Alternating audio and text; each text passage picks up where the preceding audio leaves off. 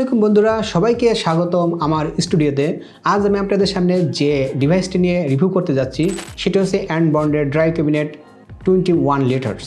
এবং এটি ফটোগ্রাফার এবং ভিডিওগ্রাফার এবং আমার মতো যারা ছোটোখাটো কন্টেন্ট ক্রিয়েটর আছেন তাদের জন্য কিন্তু অত্যন্ত গুরুত্বপূর্ণ একটি ডিভাইস।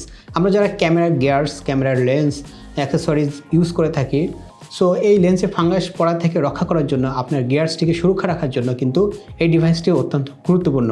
প্রথমে এর ডিজাইন কোয়ালিটির কথা বলি। অ্যান্ডবন 21 লিটার ড্রাই ক্যাবিনেটটি আমার কাছে যথেষ্ট পরিমাণ আধুনিক, স্লিক ডিজাইন এবং প্রিমিয়াম লুক মনে হয়েছে।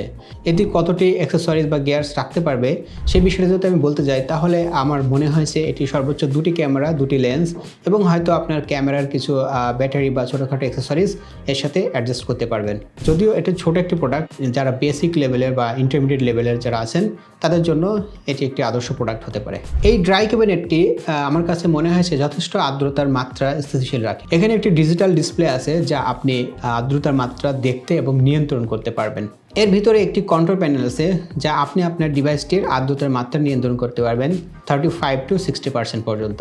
আমি সাধারণত 40, 45 এবং 50 পর্যন্ত রেখে থাকি, যা ক্যামেরা এবং ক্যামেরা লেন্সে আর্দ্রতা জমা রোধ করার জন্য যথেষ্ট। এর আরেকটি ফিচার্স আমার দুর্দান্ত লেগেছে। এটা হচ্ছে শুধু আপনার ক্যামেরা বা ক্যামেরা গিয়ার্সকে আর্দ্রতা থেকে নয়, ডাস্ট তারপরে স্ক্র্যাচ থেকে কিন্তু আপনার গিয়ার্সগুলো সুরক্ষিত থাকবে।